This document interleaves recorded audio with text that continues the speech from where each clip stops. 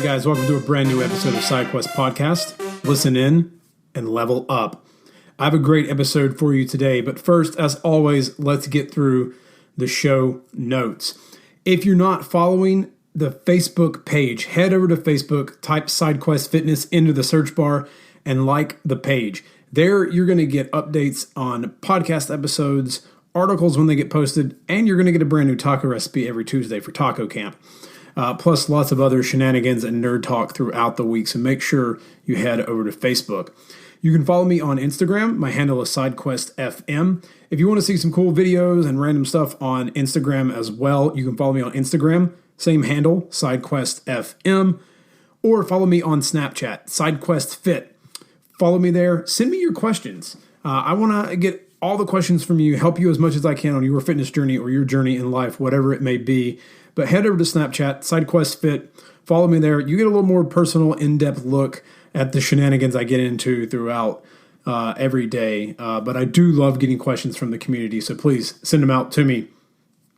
If you have not left a review for the podcast, please head over to iTunes. If you're not listening on iTunes and you listen on SoundCloud or Stitcher, leave a review there as well. When you leave reviews, it helps me move up the charts on the iTunes store so that more people can see and hear the amazing guests that I've had on and have on each and every single week. So make sure you head over there.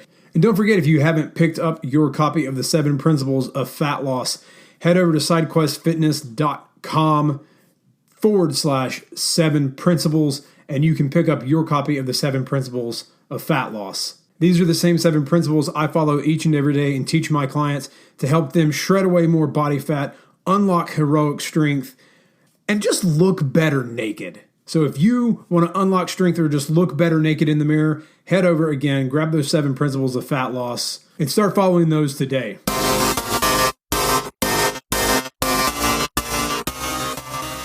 What's up, guys? Welcome to the show. So over the last few months, you have heard me talking about my online clients, and you've heard from a few of my online clients as well about what they've done on their fitness quest with me. With summer heading in, I am taking a few more clients on to help people get ready for summer, help you get ready for bikini season or swimsuit season, or maybe this is your first time. Maybe you've decided that that's it. You want to get in shape, and you need someone to help you with your journey. On your journey, you need a Gandalf and a Samwise to guide you as you head into Frodo. And I am your Gandalf and Samwise, all packed in to one. I am taking on a few more clients. If you are interested, head over to sidequestfitness.com/coach and check out the page. You can apply there. You can find out more about what coaching entails and also see some of the amazing transformations that my clients have had while working with me. So head over to sidequestfitness.com/coach and apply today.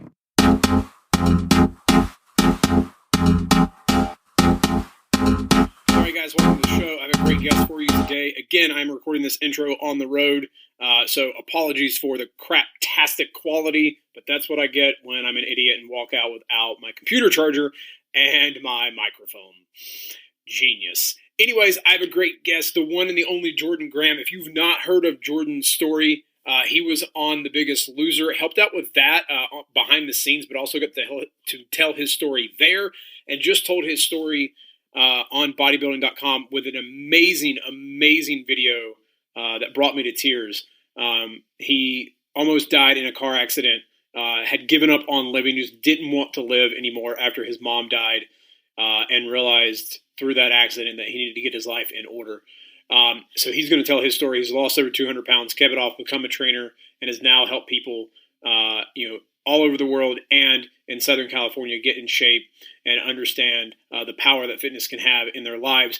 He also joins me for DLC, so make sure if you want to grab that, head over to sidequestfitness.com/sidequestpodcastdlc or simply sidequestfitness.com/DLC, and you can grab it there. It is free to join.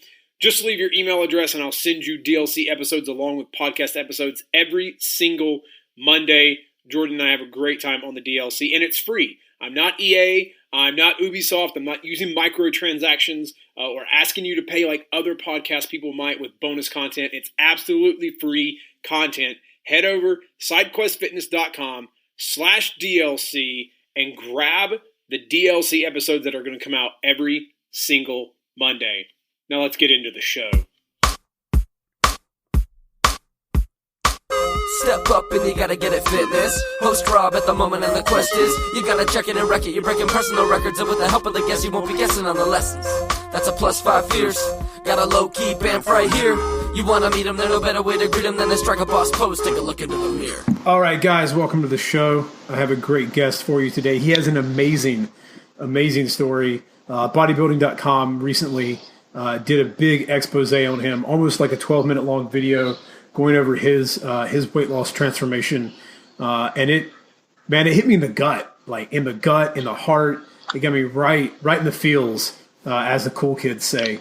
And I wanted to get him on because it's an amazing story that I think more people should hear. And if you don't peruse bodybuilding.com, maybe you didn't hear it. I found out about it through some friends on Facebook who shared his story. But he has lost over 200 pounds, kept it off, completely turned his life around and become a fitness trainer, and now helps other people do the same. But welcoming to the program, the Fit Boss.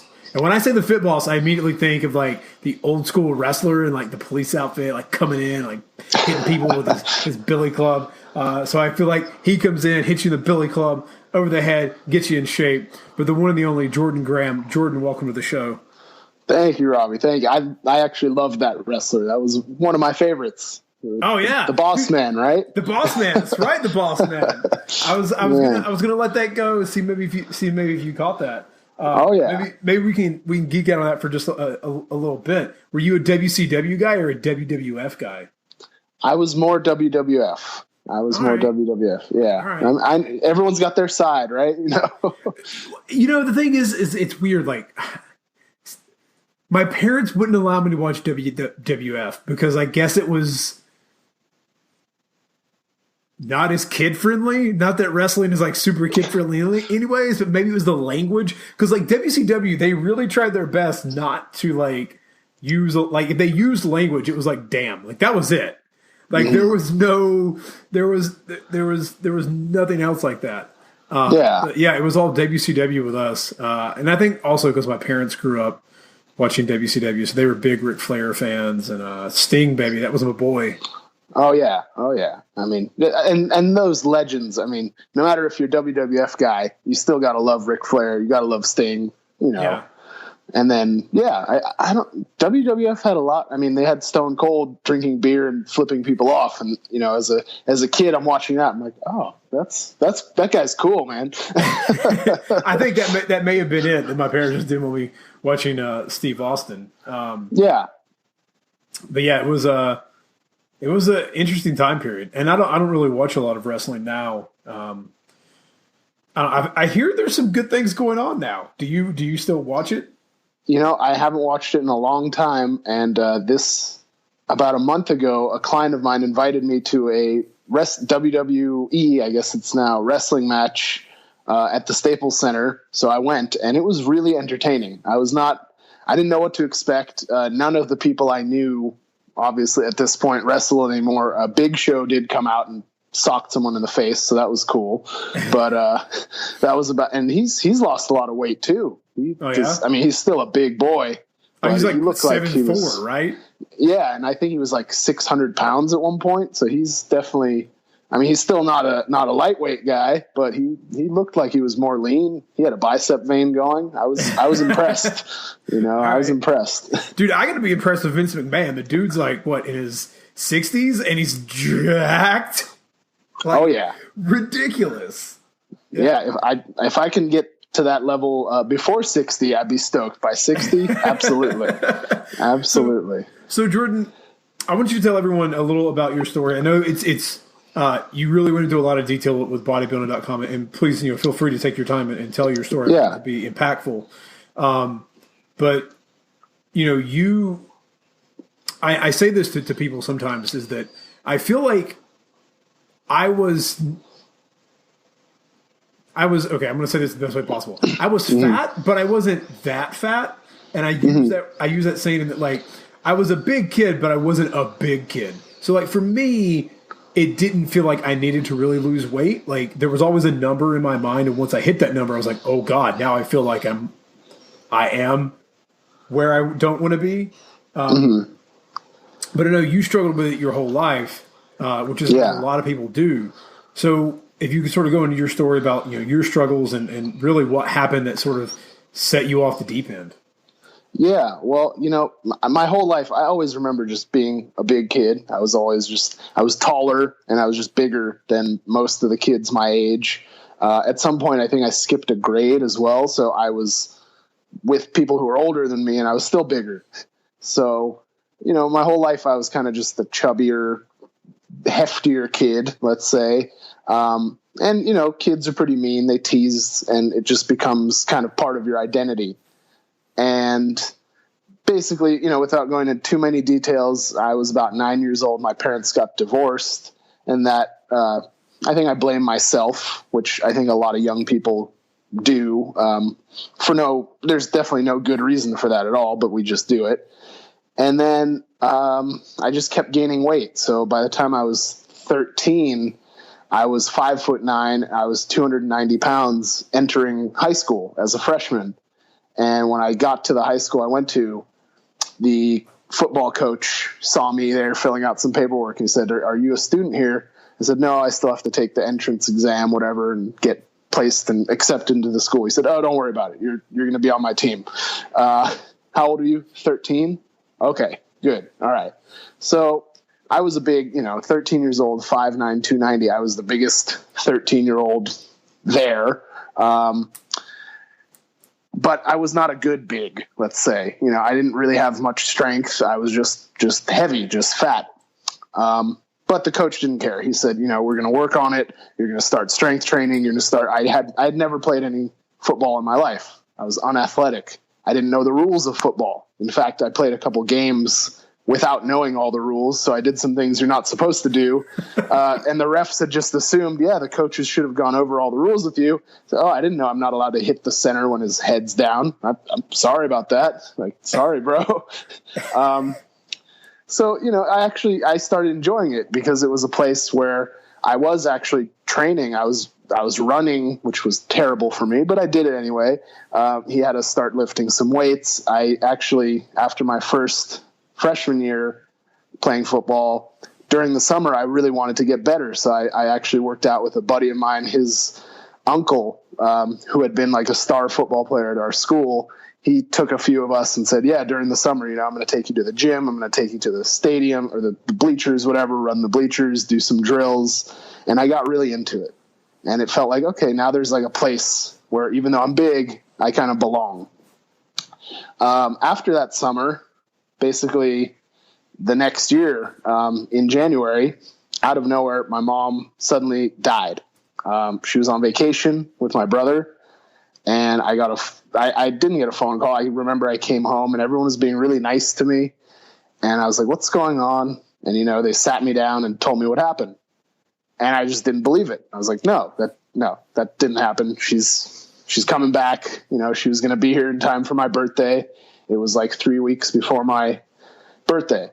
But unfortunately she wasn't coming back. And, it just hit me. Like I still can't describe that feeling. It was just the most painful thing that I've ever gone through.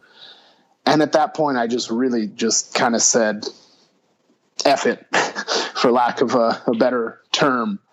I just gave up. I didn't really want to play football anymore. I didn't have any aspirations of my future or my hopes and dreams. And I just I was in a really dark place. And food was the one thing that I had that made me feel a little bit better, temporarily. So from being 290 pounds over the years, the weight just started creeping up and up and up.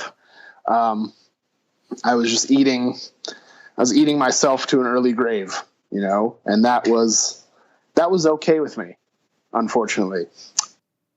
So years later, it was about 6 years from when my mom passed. I was coming home and I was hit head on by a drunk driver.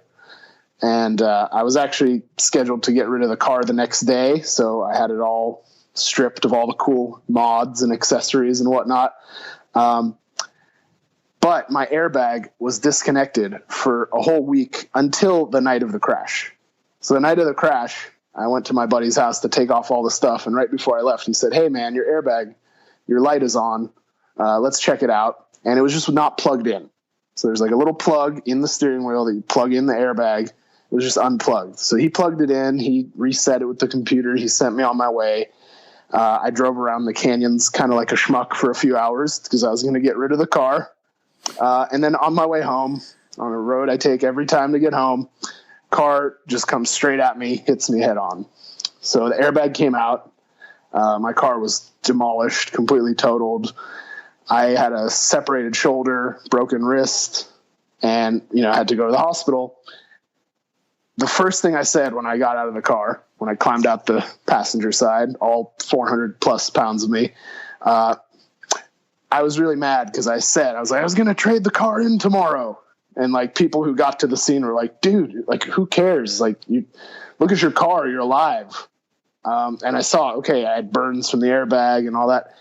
That airbag saved me because I probably would have went through the windshield or hit my head or something. So that was the moment when I saw the airbag and realized, okay, there was a reason for that we reconnected it and that it happened that way. And I can't live my life this way. It also kind of drove the point home when it took 5 paramedics to raise the stretcher with me in it onto the truck. And, especially from what I know now, because I've trained a few guys who are paramedics, these guys are in pretty good shape. Okay. They can lift. It took 5 of them to lift me up. And the whole time they were doing it, and I was awake, they were asking me questions, whatever. The whole time they were doing it, they were saying some really mean stuff about my weight and my size to each other, as if I wasn't a human, if I wasn't there. And that really got to me because I was used to being treated like less than a person. And it was like the perfect storm of all those things that came together. And I just told myself that night, I have to change and I have to make my life worth living and I have to make it better. So, that night they reset my shoulder. That sucked. And the next morning I woke up, I was in a sling and I took my little dog and I lived on a hill. So I said, okay, I'm going to walk her to the bottom of the hill and back. So it's a mile to get down and back, half a mile each way. I had no idea it would take me an hour. I was going 1 mile per hour. And it was terrible. I mean, besides that, I'd just been in a major accident just from the weight, my heart being out of shape, my lungs, I was pouring sweat and like everything hurt so badly, but I got to the bottom and I got back up. So I just knew, okay, that was super uncomfortable. The more I try to do this, the more I get up and I go for this walk, the easier it'll get. And eventually, I turned that same hour into walking it twice and then 3 times and then 4 times. And I also had to change my eating. That was huge. So it really started with that car accident as like a wake up call. And I knew I had to do something. And I really, I love the internet, right? We got to love the internet. There's so much information out there, so much information. I didn't really look at any of it in the beginning. I just kind of wanted to figure stuff out on my own and see, what works, which it's good and bad because, there's a lot of good information on the internet. There's also not so good information out there. So, it was a lot of trial and error, and eventually it led to where I was, had not set foot in a gym, but had lost over 100 pounds just with my dog as my trainer and eating better. And that kind of showed me that even without all the information, without all the tools, it's possible. And that was really powerful for me. Jordan, the thing that sort of stuck out to me in your story, and for those who are listening, you can find the video that Jordan did with bodybuilding.com. I'll have it linked over sidequestfitness.com/Jordan Grahm. That is Grahm. So Jordan, JORDAN, GRAHM. Head over there and make sure you watch this video because it's really, really powerful. And it goes into a lot more than what Jordan talks about there as well. But the thing that you said in this and even in that video is that you didn't care if you lived. When you were just eating and eating and eating, like you couldn't deal with the loss of your mom, and you just didn't care. Doctors were like, Jordan, you're going to die if you don't fix this. And you're like, all right, fine. If that's the way it's going to be, that's the way it's going to be. And the thing that really stuck out is you said you didn't have the courage to face the pain after your mom's death. Yeah. Where did you find that courage? How do you have that courage now? And like, when did you realize that courage after the accident? Great question. I really didn't care about my future for so long. It became normal to me, and hiding from that pain really just became the way I lived. That became normal. So I think once I saw, and I'm not very spiritual of a guy, but I saw that, that airbag, I looked at the thing, it was unplugged, right? And my friend plugged it in, and God bless this guy. His name is Jordan also, Jordan Adams. He plugged it in and here's the thing, Robbie, this is how far removed I was from my own safety in my life. All I said to him was, hey, I told them there's no lights on and no errors on the dash. So can you fix the airbag? And he's like, dude, it's your airbag. Like, it's a safety feature. You need that to work. I said, I don't care. Just fix it. Just make it, I don't know how to do it. Please fix it. And he did. And then when it came out and I was in that, and I was just like, okay, there's a reason for this. Maybe it is my mom looking out for me. Maybe. I don't know how that stuff works, right? Nobody really does. But maybe there's just something. There's something bigger than just like some idiot was going too fast coming towards me and hit me. So that kind of gave me that courage where I was like, I need to face the pain, not only the physical pain of transforming, because as I said before, and as anyone who's embarked on a fitness journey knows, there's times where it hurts and it sucks, right? Yeah. I mean, that's just how it is. But the mental pain of actually dealing with her death, and I definitely did go to therapy. And I think that helped a lot to talk to someone about it and to try to get a little bit deeper. But so much of it was just facing it and not hiding from it, not using food, I was using a lot of, alcohol, recreational drugs, trying to just numb myself from ever having to feel that pain because it was so great. And because it was just such to the point where like I said, and like you brought up, I really just didn't care to live another day because it was so painful. And it was just so, I didn't see it being worthwhile. I didn't see that my life had any value. And that's a terrible, terrible, dark place to be in. And I know that a lot of people are kind of faced with that from different circumstances. And it just was like, that was my wake up call that I have to, it was a head on collision. I got to face this head on. It was a huge moment of impact, literally. And I also, I like to kind of talk about that. And I always try to, whenever I talk about my story to groups or whatever, I try to bring that up because for me, that's what it took, right? It took something. I mean, I'd go to the doctor, right? And they would say, Jordan, you're going to die. You're going to have a heart attack. You're going to have diabetes. You're going to lose a foot, whatever kind of stuff they would tell you to scare you. And it didn't faze me. It didn't rock me enough to my core to go, shit, I got to do something. That car accident did. So I kind of hope that by talking about it and sharing it and putting it out there, maybe it can help someone else who is in a dark place, like where I was, not have to let it get to that point where it's like, if that car accident, it could have totally gone a different way. I could have flown through the windshield. I could have got crushed in the car. I mean, anything could happen, right? And it was just that wake-up call that gave me the courage to really face that pain. And it's definitely still something that I work on, daily, I would say. So Jordan, sort of what came to me there, and there's a lot of questions in my mind about a lot of this. There's a lot of things sort of going on in internet sphere and sort of self-love and loving yourself and whatnot.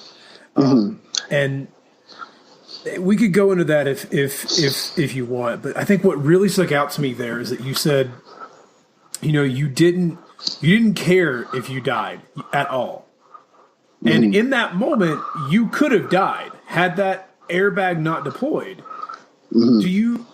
Was there was facing your own death, like even just the fact that you faced it and still walked away from it, is that sort of what changed for you? Because I wonder if that does it take an extreme like that for many people, or I'm not sure how to phrase the question in my head, but you were like, doctor tells you, hey, Jordan, you're going to have a heart attack. You could lose a foot. Okay, sure, whatever. And then when you're actually faced with okay, I could actually not exist anymore. I could never wake up and see my dog again. It all changes. Why is that? That's a good question. I think it was just so jarring, right? It was so clear to me that I did survive through that for a reason, that maybe my life does have some value. And, the self-love thing, I had none.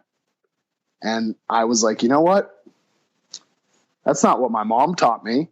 She didn't teach me to just give up, not care about my future, not care about my happiness or my health. I was just basically directly going against everything I was brought up. Every parent tells their child that they're special, right? And they tell them that they want them to do good things and have a good life. And when my mom died, I just said well, she's not here, and I'm not special, and I'm not worth, effort. I'm not worth, putting in any kind of, hope. I just had no hope. And I think when I survived through that, when I had some buddies who were ahead of me driving, and they saw that I wasn't behind them anymore. So they turned around and came back to the scene right away. So that's why I have pictures of right at the scene, and I'm standing there, just had gotten out of my car. And whenever I look at that picture, I'm like, that is the moment where I saw it. And I said to myself, okay, I have to do something. I have to, my life was spared for a reason. I didn't die just now. I have got to turn it around. I've got to do something, not only make myself proud, but make my mom proud, live in a way that I don't want to say expected to live, but I was not raised to just give up and not care about my future. And I would hope most to live in a way that would honor your mom and instead of, I guess not. Yeah, exactly. It felt like I was living such a unhonorable, an untrue life almost, that where I how could I not care? How could I, right. How can I push myself closer to the grave every day and not care? As opposed to now where it's I want to be around, Yeah. I want to get up and play with the dog. I want to get up and make someone's day, and feel good and make others feel good. Jordan, what was besides obviously the sort of things you've had to work through in dealing with your mom's loss and all that you sort of buried inside. I'm a big believer in, facing your dragon, the sort of hero's journey and, going into the depths of hell to fight the demon and come back alive with your treasure. It's a big philosophical thing that I look at in my life. But, one of the things that maybe a lot of people may not understand are the other things, the other emotional and mental hurdles that you had to get over throughout your weight loss. What were some of those that, like, maybe you didn't expect, or someone who's going through a weight loss transformation, you'd say, listen, this might happen, so just be prepared for it? Mm-hmm. I mean, there's a lot of, I would say, self-image issues. Like, I had a hard time, even though I remember I took my first like progress picture. So my accident was March 30th, 2008. So I started, was it March 31st, April 1st? I'm one of those days, right? Yeah. With my journey. And I didn't believe, even though I'd lost like 40 pounds in the first month, I didn't believe that I was even making progress until November, where I took a picture of me and I have it in a white tank top with like a little, old school digital camera.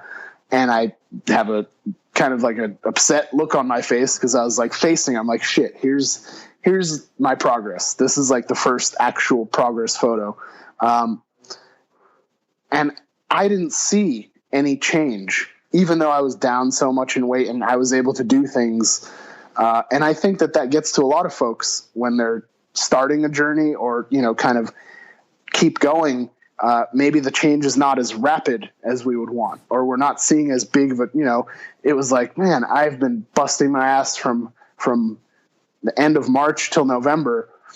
I was still pretty fat. I still had huge man boobs. I had no muscle. And I was like, shit, this is it. But I did take that picture, and I think it did actually help, because then I had a frame of reference and I could compare and see how far along I actually had gotten. And one of the things that I see now with a lot of folks who start out with especially weight loss journey, because that's kind of what I focus on and look at mostly, which I think is so awesome, is people are taking those progress photos and even videos, doing like a full 360 degree view of their body, like without a shirt, when they're at their heaviest. I was deathly afraid to do something like that. That was just not even, I just didn't even, because I didn't think I would take it as far as I did, I just I didn't think about like, oh, I should have a picture or a 360 degree video of how my body is now so I can compare it and see the difference. But when I see people doing that, I just think it's so cool. Yeah. I'm so excited for them. I see folks who are heavier than I was, and they're like, no shirt, just like, here's where I'm at. And I'm like, get it. Yeah. Cause I think once we give ourselves some credit, not being afraid to document where we are, where we're starting. For me, mentally, it was really tough, and I think I remember that picture I have was like November 8th of 2008. I went to family Thanksgiving that year. And some of the family who I see every year on Thanksgiving didn't even recognize me. They said, I walked up, or, I sat at the table. I go, who are you? I said, no, it's me. It's Jordan. And that's when it started to click a little bit more. Like, I'm not giving myself that credit. I look at myself every day in the mirror, right? Where there's mirrors all around us. People who haven't seen me in a year don't even know it's me. Yeah. Oh, maybe this is working. Maybe it's working better than I thought. Yeah. So I think that's one of the things that I would like to kind of help other people understand, is to give yourself that credit and to notice the changes, even if they're not as fast as you would want them to be or as drastic. And then I think another thing is just like the plateau. For me, like, I got to a point after I was losing all this weight, I got stuck at the same weight for about 6 months. And funny enough, right now I'm kind of at the same weight, but having built muscle, and my body just likes to be there. And I'll change my training. I'll change my eating. I'll cut my calories. I'll increase my cardio. I'll reverse it. I'll eat more. I'll do less cardio, whatever it is. My body likes to stay there. And when I was just looking at the scale and going, shit, why am I still 240? Why am I still 240? Yeah. It was so frustrating. But what I started doing is taking pictures. Here's what I look like at 240 now. 6 months later, I'm still 240. Oh, I actually look different. I'm actually able to do more things in the gym. You know, I can maybe bench more than 135 for one now. Like, this is exciting. And I think that not focusing on the scale, especially some of us just have, I know there's the whole set point theory, right? Yeah. Body fat set point. Yeah. And, you know, it gets frustrating. I mean, I'm dealing with it right now where, right now I'm doing 2 a day cardio. I'm eating very strict. I'm training like an animal, and my body wants to stay right at a certain weight. And I could just like fight it more, drop my calories more, suffer through it. But I stopped really caring, because what is the number on the scale, right? It's not really a reflection of the work you're putting in, who you are as a person, what you're able to do. It's just a measure of gravity pulling you down to the ground, right? Yeah. So I'm not powerlifting right now, so I don't have to fit into a certain weight category. So why should I let it get to me? And I think a lot of people, and I'm totally guilty of it myself, let that number play with their emotions too much. Yeah. Whether that's good or bad. You know? I agree. I think that goes to many things in life. I see it in my business as well. I mean, you know, of course I want to be more successful and have more clients and help more people, but you know, I really do try to focus as intently as I can on who I have now. But even with my own body, I think you're very right that taking progress pictures is so important to do, because you don't see the changes. I have a client who's like, yeah, so my arms look really, he's like, my arms look really good. I don't know how I feel. And I'm like, he sent me some measurements. I'm like, dude, you've lost like 1.5 inches. You've lost like, you know, a couple. And now the photos might show it, and it might not, because it depends on where it is on your body. But in another month or so, you're going to see those changes, and you're going to feel those changes. And you know, doing photos over a long term is going to show you a huge difference. And you're right. You know, like you said, you at 240, I'm around, I haven't weighed myself in a couple of weeks. I'm around probably like 185 now. I look a lot beefier and more muscular at 185 now than I did 5 years ago at the same weight. You know? Oh yeah. Yeah. So night and day. Completely changes. Yeah. Night and day. Jordan, let's get into some fun questions. We've been talking pretty intently for about half an hour. Jordan, if you could go anywhere in a time machine, where would you go? Oh, anywhere in a time machine. I mean, that's kind of a little loaded just based on what I was just talking about. I'd probably go back to myself as a child. Right now, like you are right now, anywhere in a time machine in history. You don't have to go back to your story. Oh, okay. Where would I go in history? I think kind of like maybe like the Wild Wild West kind of era. All right. I think that would be interesting. Maybe it's because I've been watching a lot of Westworld. Oh, Westworld is so good. So good. So good. I think that would be fun. You know, just a little bit different way of living, different way of carrying yourself, kind of thing. Right. Maybe a little bit more carefree. All right. What store would you max your credit card out at? Oh, what store would I max my credit card? I mean, bodybuilding.com is that. I've probably done that. I really have a thing lately for the Nike Metcon shoes. Okay. So I probably would do some damage over at Nike Town. I try to stay out of there as often as possible. Yeah, just, I think, you know, it's shoes, right? You can only wear one pair at a time, but for some reason there's folks like me who will collect a lot of pairs. That's probably it. What's the last new thing you've tried? Food, activity, sport, doesn't matter. Something new that you've tried. Yeah. Last new thing that I tried. I'm sounding very boring right now, but I'm trying to think what out of my routine have I been. I mean, the one that sticks out the most would probably be a glow-in-the-dark yoga class. Oh, okay. Explain this. It was pretty cool. A friend of mine instructs it, and she got a lot of a friend from the gym, so she got a lot of us gym rats kind of over there, which was hilarious. She gave us, those little, like, it's like a glow stick, but it's a necklace and a bracelet. Yeah. So she gave everyone a bunch of those. You wear the bunch of those, and turned off the lights in the room. And I think she had a black light going or something. And then proceeded to just kick my ass with yoga in the dark with these kind of glow in the dark things on. It was actually pretty cool. I mean, I was sweating up a storm, and yoga is pretty far outside of my comfort zone of what I typically do. Yeah.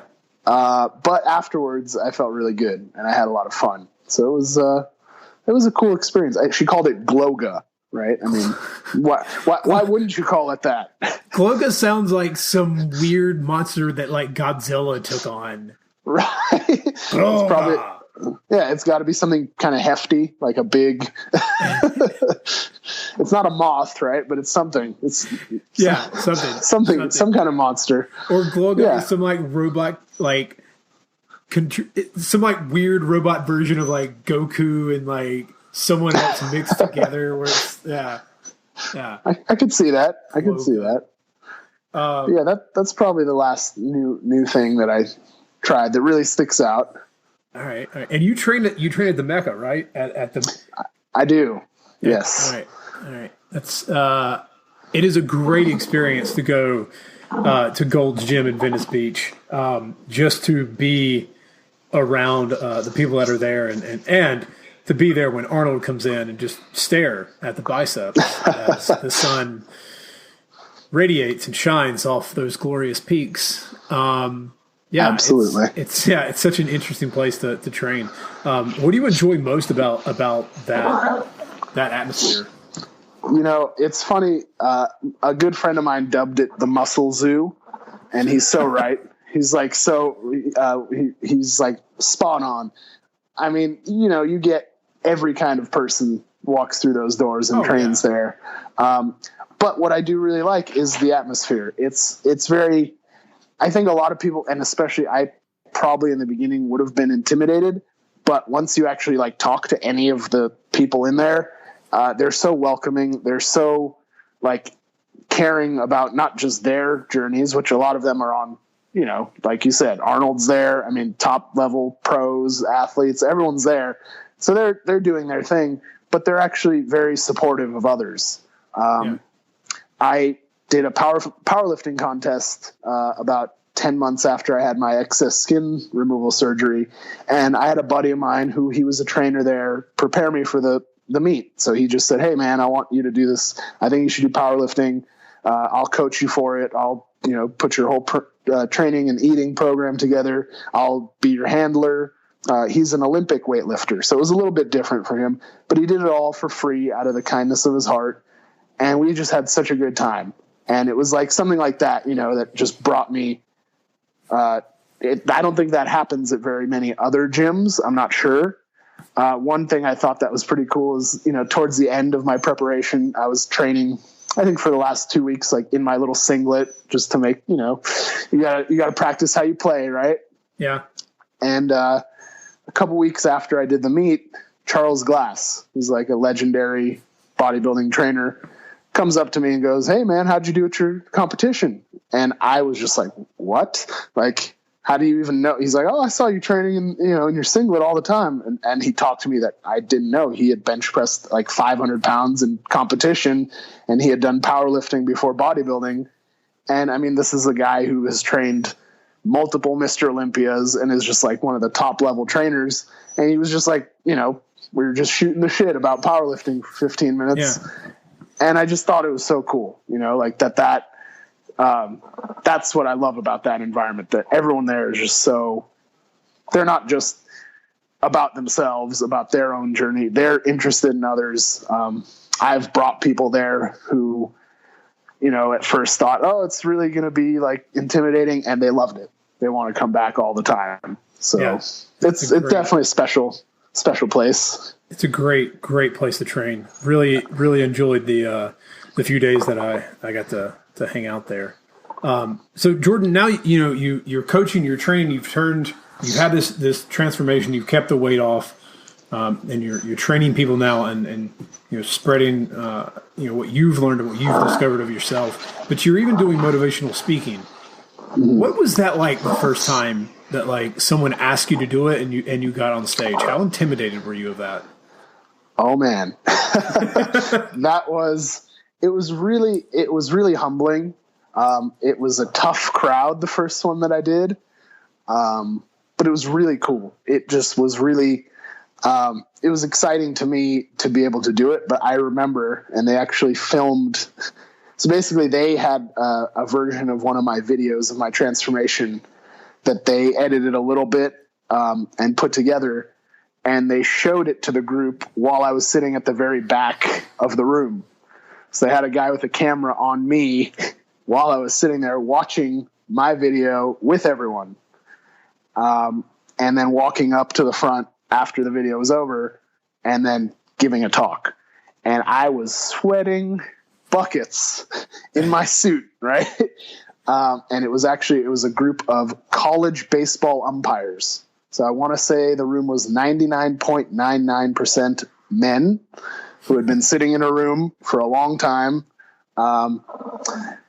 But, I got up there and I kind of I told them a little bit about my story and kind of my angle of how comparing ourselves to others really does us no good. It doesn't bring us any positivity and it doesn't make us any better. And kind of compared that with what they're doing in their work, where they're an official of a game, right? And and I'm not a baseball guy, so I don't know that much about baseball, but I know they are the ones who enforce the rules.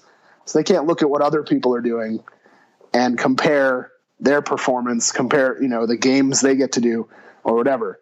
So it was kind of cool because it was giving me an opportunity to use my experience and talk to a group that I never would be in contact with necessarily, and a lot of folks after I spoke came up to me and had a lot of sharing about their personal journeys or maybe someone they know, or we exchange information so that we can keep the conversation going.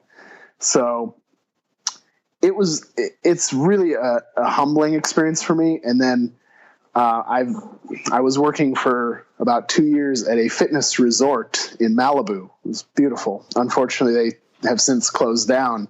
And it used to be the Biggest Loser resort. So it was a pretty cool experience. Every week I got to share my story with the guests there and give a little bit of a motivational kind of a talk. And that started because I was there as a trainer. And when I was first starting out, I was shadowing the other trainers, and some of the guests were giving me a really hard time. They were like, they just looked at me. They're like, what do you know? You don't know how we feel. You don't know what we're going through. And I sat down with them one time at the hot tub, and I remember I said, look, guys, like, I get it. Like, I've lost 200 pounds myself and kept it off. I know what you're thinking. I know when I come in here and tell you to do 15 push-ups or whatever, you think I'm crazy, and you're like, what the hell does this guy know? But I've been you. And I told them like that. And they all, besides actually respecting me from then on, they all were like, how come you didn't tell us that in the first place? Why didn't you, why, like, you need to share that. And so I approached the management and I said, I think, before I teach my strength and conditioning classes to the guests here, I have to give them a little background of where I'm coming from. And I think that's kind of like it's something that we can all do, right? If we listen to someone else and we can get a little bit of an idea of where they're coming from, it makes it that we can be a lot more receptive to what they have to say, in my experience. I mean, then again, there's some people who are just off the wall, and you can know where they're coming from and what they're saying is still nonsense. But for the most part, if you give someone a chance to kind of show you what they're about, and actually really take it in and listen and see what their angle is, what their experience has been, that is guiding them to interact with you in the way they are, I think it goes a long way. Yeah. So I think the motivational speaking was kind of like a natural next step for me to do. All right. It's sort of sharing your story can be intimidating. And I think that's something that, I've thought about myself at times is, will people even care? Will they look at me and be like, "Oh, dude, you don't understand"? And I'm like, "No, I understand. Like, there's like I do." And I think that's something that was probably hard for you at first because you're when you hear that you're like, "But wait, I do understand. I know exactly what you're going through." Right. And then I guess in a way you're sort of like, well, great. So the guys on the stretcher were making fun of me, and now the guys who were at where I was are telling me that I don't understand, and they're sort of like, it's like, damn it, I'm damned if I do, I'm damned if I don't. Oh yeah. So I guess one of the questions I enjoy asking all of my guests is, what's the most important value you try to display to your readers and clients? So when you're getting ready for a motivational, speaking engagement, or you're working with clients or speaking to others, what's the most important value that you try to display to them? I would say the most important value is persisting for me. And I find that that's especially with my personal training clients. I get a lot of folks who are maybe starting out where I was or something like that. And it is so difficult to imagine the change that can happen. Mm-hmm. And especially, and I'll give you a great example, right? For me, when I first got in a gym, I was like, I want to do a pull-up. First of all, I couldn't really even do push-ups after losing all the weight because I had no strength. But I was like, I set my goals high. I want to do a pull-up. So I hopped on the pull-up assist machine, and with all the assistance, could barely even bring myself to the top. Now, I have clients who are in the same shoes, and they get so frustrated, and I just tell them, because I know if you persist, if you continue to push yourself towards that goal, little by little, you're going to chip away at it. And it can go for anything, really, as far as I'm concerned. And little by little, you'll get yourself a little bit higher up above that bar. You'll start to need a little bit less assistance, little by little. And, before you know it, you're going to just be getting up there on your own. And I think that's kind of a metaphor for life even. And that's why at first, I will tell you this, Robbie, I hated pull-ups because I was so bad at them. And I was like, this is probably the one exercise I need to really get good at because I'm so bad at it. And it's kind of like life, right? You have to pull yourself up, and nobody can really do it for you. I mean, yeah, someone can spot you from the legs. You can have an assist, but you have to persist. You have to keep on pulling yourself up, even when you're tired, even when you're not good at it, even when you don't know how to even do it. And I think for me, kind of sharing that with people and guiding them and getting them to do the pull-ups, it really is important. So persistence, even when all odds are against you, we all have our challenges, right? We all have our roadblocks, bumps in the road, but just to keep persisting. Now, that doesn't mean that we never get knocked off track or take a couple steps back, because that's not realistic, but that we just keep pushing ourselves towards what we want, whatever that is. I think that's a great point to make, that little by little, and it's I think many times we expect, in a world now where it's so easy to be like, I have a question, doop, in Google, there's an answer. Like, you can find it very, very quickly. You can order a cab from your phone. You can order food delivered to your house. Amazon is about to drop shit on your back door via drone. You can order 5 minutes. I can order food delivered. You can pretty much have what you want. So there's no struggle anymore. Our ancestors had to struggle. They had to fight saber-toothed tigers. They had to deal with diseases that, for the most part, we've conquered the ones that kept our population really low. I mean, we still have our own things to conquer, but little by little we get there, and I think you're right. That is a metaphor for life. It is a metaphor for fitness. It's a metaphor for everything. And just realizing that you have made progress, and don't beat yourself down when you don't feel you are where you think you should be. And granted, guys, I am saying this right now and taking a little bit of my own medicine, because I mean that from a sort of business side. Like, I feel like I should be somewhere where I am, but I'm not where I am there yet, and I need to just continue doing the work. I have good signs, good things are happening, but not putting myself up too high and thinking I should be somewhere that I'm not, or beating myself up because I'm not there yet. Right. Yeah, right. I think that's something that happens a lot. Jordan, it sounds like you've had a huge change mentally. Do you think it is possible to sort of do the reverse and change from the inside and then go outside? Or do you really think it's far more powerful when you change the outside to the inside? I think they really go hand in hand. It's hard to say. I don't know if I had made the changes to my body and my health that my mind wouldn't have followed suit, if that makes sense. Yeah. And I don't know if I would have made the changes in my mind that my body would not have followed suit as well. So I do think it kind of goes hand in hand, and for me, I really never imagined to take it to where I have. I really, and I'm not going to sit here and say, oh, I'm so great, I'm in the most amazing shape. Again, reality, right? I'm just in the best shape of myself for myself. Now, if I go on Instagram and look at Mike O'Hearn, God bless him, I'm not there. I'm just not there. I love him.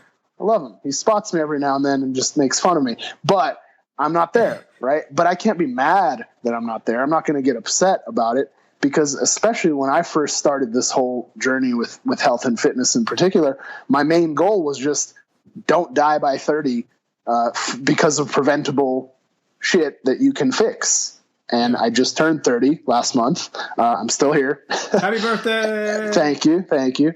And I think it's just like, I just hadn't imagined. Like, I never knew that I would compete in a weightlifting event, like in a gym, that I would pay someone money to go and lift weights and as like a competitor. That would have been, if you told me that in 2008, even when I first started, I would think you're on some really good drugs and maybe, can you pass them this way? But I think everything kind of goes hand in hand. It's like, once you really start seeing that momentum, once you start seeing that progress, physically and mentally, you just open yourself up to so much more possibility. Like, I never, ever would have imagined that I would be a trainer. I used to be a real estate agent. I was a commercial and industrial sales and leasing specialist, and it was great. The money was great. I was good at it. I was respected by my peers. And again, if you would have told me that I would be, in a gym helping someone with their health and fitness goals back then, I would think that you're crazy. Oh yeah, dude. Same out of control, right? Yeah. Same thing. I would have never imagined. I mean, I wanted the body I have now. I wanted that as like a 16-year-old kid.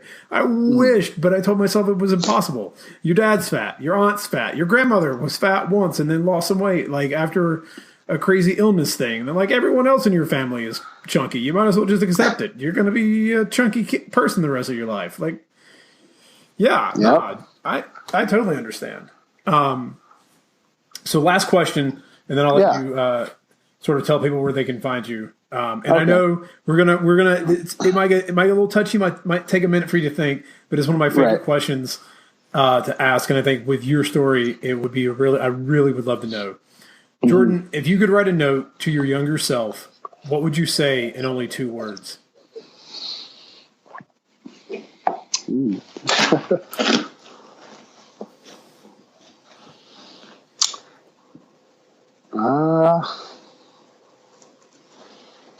words. I'm going to go with move forward. I like that. Move forward. Yeah. Yeah, it seems like with your story that makes sense, that you were sort of stuck in the past until that moment when you realized that there's only one place for you to go, and that's forward. Mm-hmm. Absolutely. Awesome.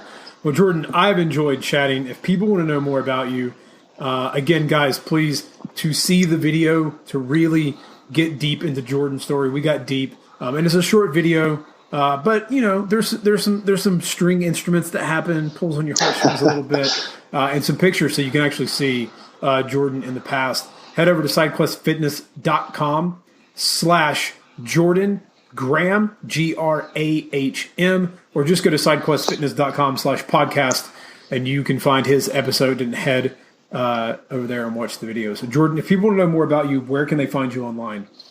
YouTube, Instagram, Facebook, The Fit Boss. So for all three, at The Fit Boss / The Fit Boss, The Fit Boss, one word. And if you want to search Jordan Grahm, Grahm, I always say it's Graham without the ham. So, the kosher version, if you will. But I've got a website as well. It's www.thefitboss.net. Of course, someone took the .com.